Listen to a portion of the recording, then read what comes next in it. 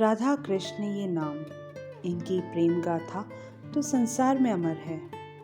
इनके प्रेम ने एक मिसाल कायम की, पर कृष्ण की भक्ति में सुदबुद खो कान्हा को ही अपना सर्वस्व मान चुकी मीरा, या उनके प्रेम में जोगन बनी किसी गोपी को अपने राधा न होने का अफसोस तो शायद रहा ही होगा। मैं लावण्या नायडू आज आपको सुनाने जा रही हूँ अपनी स्वरचित रचना, जिसका शीर्षक है मीरा कृष्ण। किसी के प्रेम में लीन होने के लिए इससे अच्छा मौसम क्या होगा, जब तेज बारिश की बूंदें मेरे गालों को छू जाएं, गीली मिट्टी की वो सौंधी सौंधी खुशबू मेरे सांसों में समा जाए और हाथ में उनकी लिखी किताब के पहले पन्ने पर उनके किए हस्ताक्षर, जिन्हें छूकर आज भी मेरे दिल की धड़कन तेज हो जाती है। कृष्णमूर्ति। कुछ साल पहले यूं ही सोशल मीडिया पर एक कहानी पढ़ी, प्रेम कहानी। लेखक के एक एक अल्फाज में मोहब्बत थी। मुझसे रहा नहीं गया और मैंने सोशल मीडिया में उन्हें ढूंढकर उनके पेज तक पहुंच ही गई, जहां इश्क का समंदर था। प्रेम कहानियों की सुनामी थी और जिसमें मैं डूब जाना चाहती थी।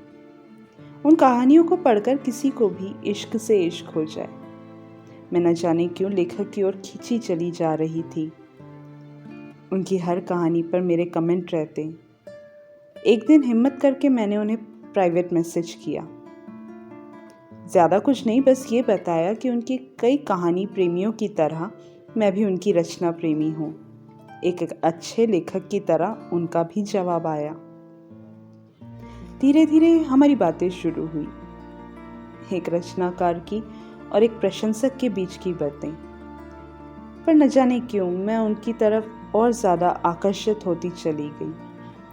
उनकी हर रचना पढ़ते हुए यही ख्याल आता, जो प्यार मोहब्बत को इतनी खूबसूरती से शब्द देता है, वो अपनी प्रेमिका से कैसे प्रेम का इजहार करेगा। कितनी खुशकिस्मत होगी वो।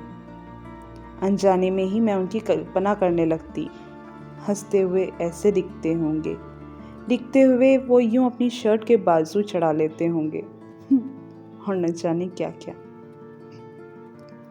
अब तक जो मेरा दीवानापन वंशी की कहानियों के लिए था, वो मेरे दोस्तों और मेरे पहचान वालों में बदनाम हो चुका था। वंशी, जी हाँ, कृष्णमूर्ति ने अपना पेन नेम वंशी रखा था। दुनिया उन्हें वंशी नाम से ही जानती थी। मुझे भी उनका असली नाम उस दिन पता चला जब उन्होंने मुझे मिलने बुलाया, अस्पताल में। मैं डरते डरते उनके कमरे में गई, जहां वो न जाने किन किन मशीनों में घिरे हुए थे। कमरे में एक अजीब सा सन्नाटा, बस मशीनों की आवाज़ें आ रही थी जो मुझे बहुत बेचैन कर रही थी। मेरे कदमों की आहट से वंशी ने आंखें खोली। मैंने कभी नहीं सोचा था उन्हें इस हाल में मिलूंगी। उन्होंने मुझे देखते हुए कहा, मुझे लगा तुम नहीं आओगी। मैं उनके थोड़े और करीब गई और बोली, कैसे नहीं आती? आप शायद जानते नहीं मैं आपकी कितनी बड़ी प्रशंसक हूँ। आंखों में आंसुओं के सैलाब को रोक लिया था मैंने। वो बोले, जानता हूँ, इसलिए तुम्हें यहाँ बुलाया है। यहाँ सब आपको कृष्णमूर्ति क्यों बोल रहे हैं? आपका नाम तो वंशी है ना? वो मुस्कुराते हुए बोले, वंशी मेरा पेन नेम है, असली नाम कृष्णमूर्ति है। वैसे दोनों ही नाम कृष्ण के तो हैं। पर आप यहाँ कैसे? क्या हुआ है आपको? कुछ नहीं, बस शरीर साथ छोड़ रहा है। चंद सांसों की उधार इन मशीनों से ले रहा हूँ। होठों पर मुस्कान थी, पर आवाज़ में दिल तोड़ने वाला दर्द महसूस किया था मैंने। आपके साथ, ये मैं अधूरा ही बोल पाई थी। पूछना चाहती थी, कोई आपके साथ दिखाई क्यों नहीं दे रहा? अकेले क्यों हैं आप यहाँ? पर वो इन अधूरे शब्दों को भी समझ गए। आखिर है तो लेखक ही। वो बोले, नहीं, कोई नहीं है। मेरा एक काम करोगी? शायद वो भी इससे ज़्यादा अपने बारे में बताना नहीं चाहते थे, ऐसा मुझे लगा। जी बोलिए। समझ नहीं आ रहा था खुश हूँ कि जिसकी कल्पना मैं किया करती थी वो आज मेरे सामने है, या अफसोस करूँ कि जिस हाल में सामने है उसकी कल्पना तो मैं कभी कर ही नहीं सकती थी। वो बोले, मैंने एक किताब लिखी है, मेरी अपनी प्रेम कहानी। इसको छपवाना इतना वक्त नहीं है शायद मेरे पास, पर मैं चाहता हूँ कि मेरी ये कहानी दुनिया पढ़े। क्या तुम इसे छपवाओगी? बोलते हुए उनकी सांसें फूलने लगी। जी ज़रूर, मैं आपको कैसे मना कर सकती हूँ, पर क्या जान सकती हूँ कि मैं ही क्यों? आपके तो कई चाहने वाले हैं। चाहने वाले तो बहुत हैं, पर इश्क को समझने वाली मेरी नज़र में सिर्फ तुम हो। मेरे पास अब कोई शब्द नहीं थे, या शायद कहीं वो मेरे आंखों में अपने लिए प्यार न देख लें, इस डर से मैं कमरे से बाहर आ गई। घर पहुंचकर मैंने अपने आप को कमरे में बंद कर लिया। अब मैं और नहीं रोक सकती थी अपने आप को उस कहानी को पढ़ने से। जानना चाहती थी ऐसा कैसा प्रेम है जिसके लिए इतनी प्यारी रचनाएं लिख डाली, इतना प्यार उन रचनाओं में। ऐसा क्या है उसमें जिसके प्यार में कोई यूं दीवाना हो गया?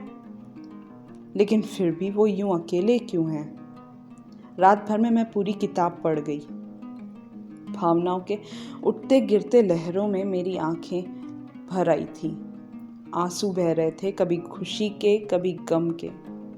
पूरी कहानी पढ़कर जान गई, इस कृष्ण और राधा की प्रेम गाथा बहुत अनोखी है, जिसे दुनिया को सुनना ही चाहिए। किताब बंद ही की थी कि बाहर से माँ ने आवाज लगाई, मीरा उठो, सुबह हो गई। मैं जल्दी ही किताब छपवाने के काम में लग गई। जैसे ही पहली किताब छपकर मेरे हाथ आई, मैं दौड़कर वंशी के पास गई। अब तक उनकी उधार की सांसें चल रही थी। मैंने कई बार कहा उनसे किसी और डॉक्टर को दिखाते हैं, पैसों की कमी तो उन्हें थी नहीं, तो विदेश में इलाज करवा लें, पर वो नहीं माने। अपनी प्रेम कहानी को किताब रूप में छपी देख वो बहुत खुश हुए। उनकी आंखों में अश्रु बह रहे थे, उनकी आंसू कह रहे थे इसी का इंतजार था। वो प्रति उन्होंने मुझे भेंट की अपने हस्ताक्षर के साथ, कृष्णमूर्ति। उस किताब के पीछे उनकी तस्वीर थी और नाम लिखा था वंशी। कुछ दिनों में ही उनकी उधार की सांसें भी रुक गई, हमेशा के लिए। मैं ये किताब कई बार पढ़ चुकी हूँ, पर हर बार नई लगती है। आज भी इस बरसात की बूंदों में अपने आंसू छुपा रही हूँ, और फिर वही ख्याल, मैं मीरा हूँ, राधा क्यों नहीं। ये कहानी इतनी ही। आप अभी सुन रहे थे लावण्या नायडू की आवाज़ में मेरी स्वरचित रचना, जिसका शीर्षक है मीरा कृष्ण।